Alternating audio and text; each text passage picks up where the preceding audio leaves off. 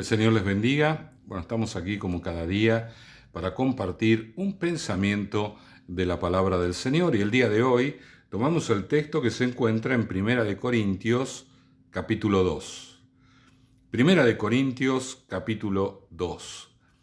Y bueno, cuando nosotros leemos toda la historia del apóstol Pablo, nos damos cuenta no solamente de la importancia de sus enseñanzas, sino de sus vivencias, de aquello que él aprendió y lo escribió en sus cartas, que marcaron su vida y determinaron su comportamiento a futuro. De alguna manera lo mejoraron, lo potenciaron, y esto nos enseña a nosotros, a través de su vida, de sus experiencias.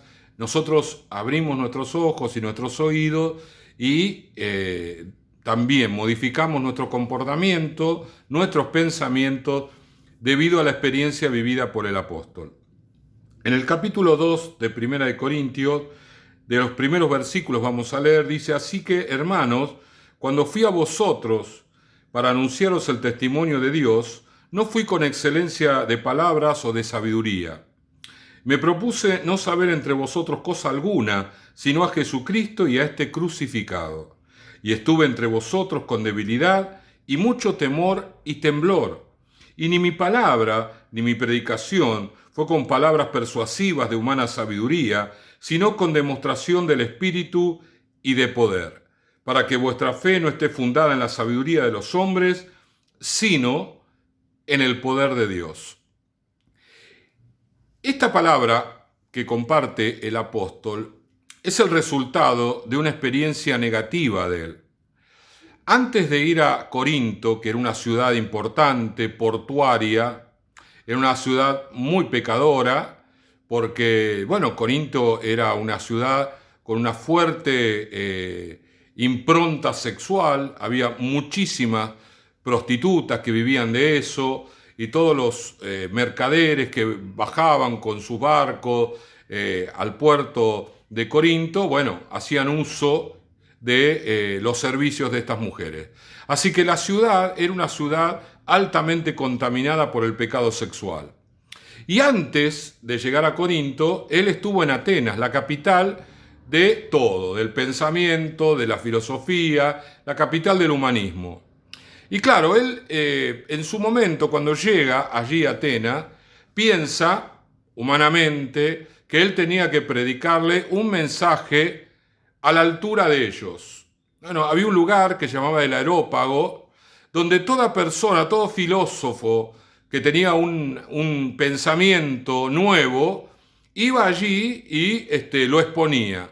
Así que toda la gente que estaba en el Areópago esperaba que alguna persona se levantara y expusiera su pensamiento filosófico, y ahí todo el mundo lo iba a analizar y se generaban debates. Era un lugar de altura intelectual, por así decirlo, y él consideró que era el mejor lugar para presentar el Evangelio.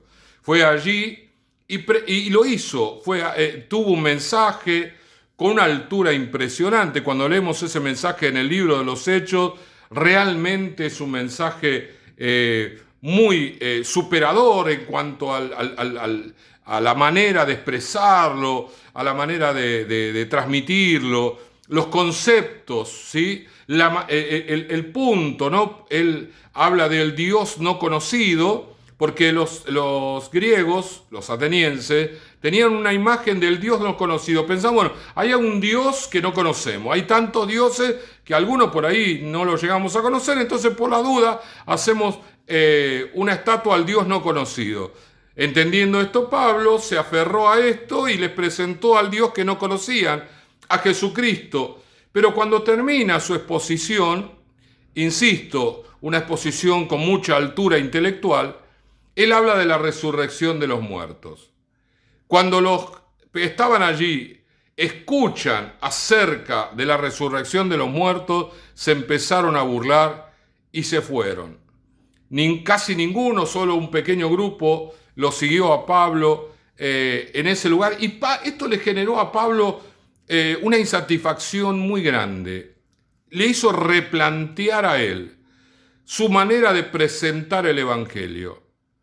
Él consideró que el Evangelio no tenía que ser presentado como lo había hecho ahí, sino que tenía que ser manifestado de una manera diferente. Y por eso estas palabras tan profundas, tan lindas, dice, cuando fui a vosotros para anunciaros el Evangelio, no fui con excelencia de palabras o de sabiduría.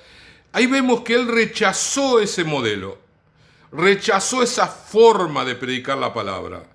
No con palabras sabias, palabras rebuscadas, sino un evangelio sencillo. No con las palabras que de alguna manera impactaran. Dijera, oh, cuánto sabe este, qué capaz. Ah, es una persona que nos está hablando al nivel nuestro. No, Pablo lo rechaza de cuajo. Dice, yo me decidí no predicarles con excelencia de palabras y de sabiduría, pues me propuse no saber entre vosotros alguna cosa sino a Jesucristo y a este crucificado.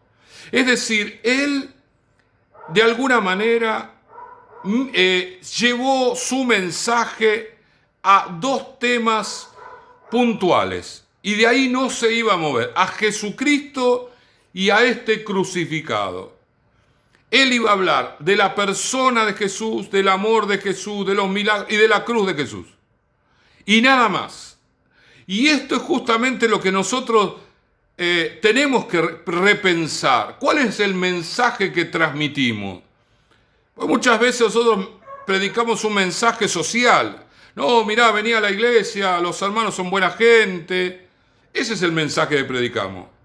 O predicamos un mensaje que tiene que ver con lo afectivo. Mirá, ya la gente va a orar por vos, ¿Está mal? No, no está mal.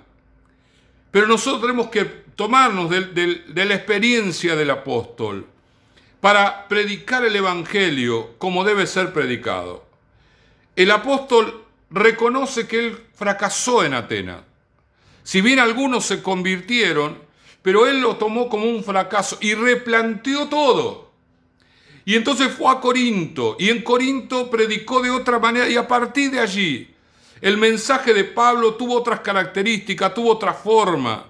Y el mensaje de Pablo fue mucho más exitoso que lo que fue en Atenas. ¿Por qué? Porque a partir de este momento él se dio cuenta qué mensaje y cómo predicarlo. Dice el versículo 3, y estuve entre vosotros con debilidad, mucho temor y temblor. No fue con la seguridad que le daba sus estudios universitarios, que eran muchos los que tenía Pablo, sino que fue con un espíritu quebrantado, humilde. Él consideró a los oyentes como superiores, aunque no tenían la sabiduría que tenían los atenienses. Y sin embargo, él se descendió de su posición intelectual para darle un mensaje y para ganarlos para Cristo. Realmente, mi hermano querido, nosotros para poder llegar a las personas, no importa el nivel intelectual, económico que tengan, nivel social que tengan, nosotros tenemos que tener una actitud de corazón. Y esa actitud de corazón se tiene que reflejar en un quebranto, con debilidad, mucho temor y temblor. No podemos predicar así como si somos igual y de igual a igual. Nosotros tenemos que predicar amando esa alma que se está perdiendo de nuestro oyente, con la compasión que merece, que esa persona se está perdiendo. No importa la vida que tenga. Realmente los corintios no eran una sociedad muy agradable, era una sociedad corrompida, corrupta.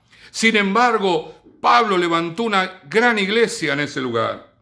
Ni mi palabra insiste sobre este tema, ni mi predicación fueron con palabras persuasivas de humana sabiduría, sino con demostración del Espíritu y de poder. ¿Qué está diciendo Pablo? Estoy predicando un evangelio sencillo. Y yo quiero decirles a todos ustedes que están viendo este video, que prediquen un evangelio sencillo. No busquen palabras difíciles, términos de usanza ahora revolucionaria, siempre hay términos que están de moda.